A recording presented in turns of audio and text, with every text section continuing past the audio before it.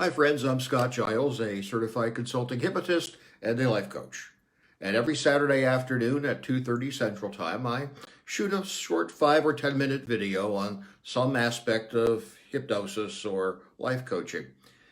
Today, I want to talk about a somewhat lighthearted quip that my wife made some time ago. My wife is the Reverend Dr. Lindsay Bates. We were driving in heavy rain. I said, "Gee, what a lousy day." And she says, "Hey, but at least it's not snowing." And then she responded, "I have to harvest my happy wherever I can." And I thought that was wonderful, and it gave me an idea. I've talked before about the negative brain. Your brain evolved to keep you safe, not to make you happy. It keeps you safe by emphasizing fear and negativity because that makes you cautious.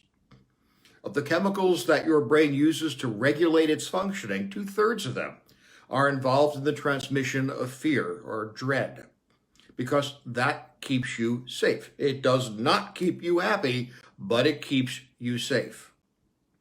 And so there is a strong biochemical predisposition in the human brain to expect bad things to happen. So how do we harvest our happy given that? I believe that to some degree, happiness is a choice because you can overcome the negative brain. It just doesn't happen randomly. You have to actually practice some sort of personal discipline to put a corrective spin on the negativity that comes with the human condition. For example, many things in life can be described either positively or negatively. You can make the choice to relentlessly choose the positive explanation as you talk to yourself in the narrative of your mind. Someone broke your heart? Well, that frees you up to find someone who won't break your heart. You're short an essential ingredient for a recipe you've been waiting to prepare. Hey, you get to be creative and make some substitutions here that could result in something new. Your workload is high and you're struggling under it. Hey, that means you're really rolling with your career. Find those silver linings and repeat them to yourself in the sanctuary of your mind. That's a basic way to harvest your happy.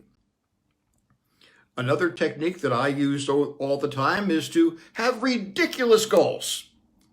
By that I mean if you set your goals so high that you're struggling to reach them and often don't, you're giving yourself a diet of negative chemistry in your brain. Instead, give yourself a hit of dopamine, the chemical that you produce when you are feeling good because you've achieved a goal.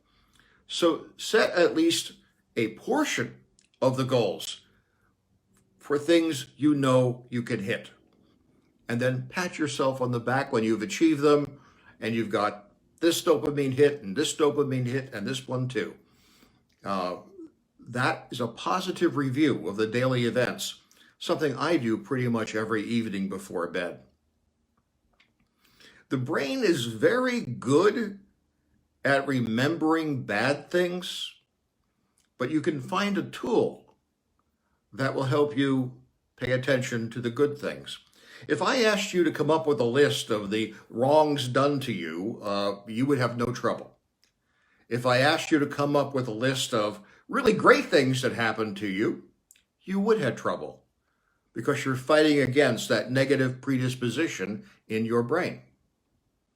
But if you use a tool like a journal, and I've kept one since I was a young boy, this is a way where I can deliberately, because I'm writing it down or keyboarding it, review the good things that happened. And as I do use an electronic journal, when I've had a piece of good news or something that's really positive, I can actually tag it. So I can bring up my journal and look at all the positive things by clicking on that tag. That's a useful corrective. I also periodically, as I go through my calendar year, write myself a letter to the future. at key points during my life. One's coming up on Christmas. I will write myself a letter that I will open on next Christmas about what's happening to me, what I'm worried about, what my concerns are, and then my journal locks it away until the deadline. And almost always, when I open a letter to the future that I wrote to myself in the past, I see a list of things that I was worried about, none of which have actually happened. And that reminds me that worry is just silly. There's a wonderful quotation attributed to Winston Churchill. He said, "I've had lots of worries in my life, mostly about things that did not happen. So obviously, worrying helped." Well, of course it didn't. So a tool like a journal, a letter to the future, is a useful thing. Also, most hypnotists know about anchors. These are things that remind you of some suggestion or affirmation that you make to yourself. I wear one on my finger every day. I was a biker at one point. This is a biker's ring, a very nice one. I'm not a biker anymore, and I left honorably. But this ring reminds me of all of the good things that happened during those years, and there were many. And that is hugely important to me, and I see it every single day. So, to harvest your happy, ponder what is going well for you. Celebrate what you have, not what you lack. Hey, I've got a roof over my head. I've got a refrigerator full of good food. I've got a cat and a wife who love me, not necessarily in that order.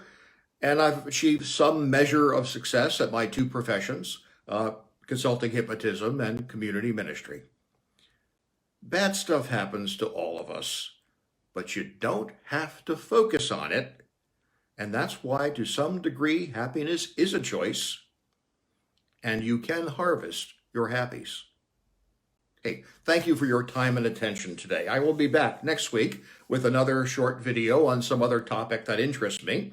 I'll be talking about something called epigenetics, a big, long scientific name, or a new discipline within science that's drawing a lot of attention in healthcare circles. So if you're interested, please tune in.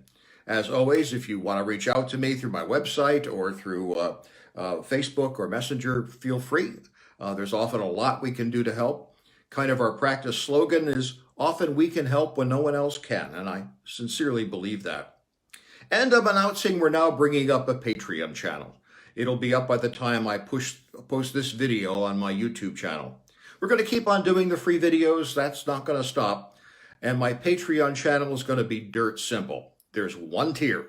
It costs $5 a month to subscribe. And I'm going to be putting a video up for my patrons every week, or just about every week. The videos are going to be different from these. I'm going to be talking there more about theological, spiritual, metaphysical, or personal stuff that I would not ordinarily put in the more public forums that I post stuff in. And please feel free to check that out if you like. You can access the Patreon channel through my website. It's prominently on the menu, and give it a look if you care to. And it's a way that people can support my work with the cancer care community if it's something you'd like to do. So consider. Hey, thank you all very much. Talk to you next week.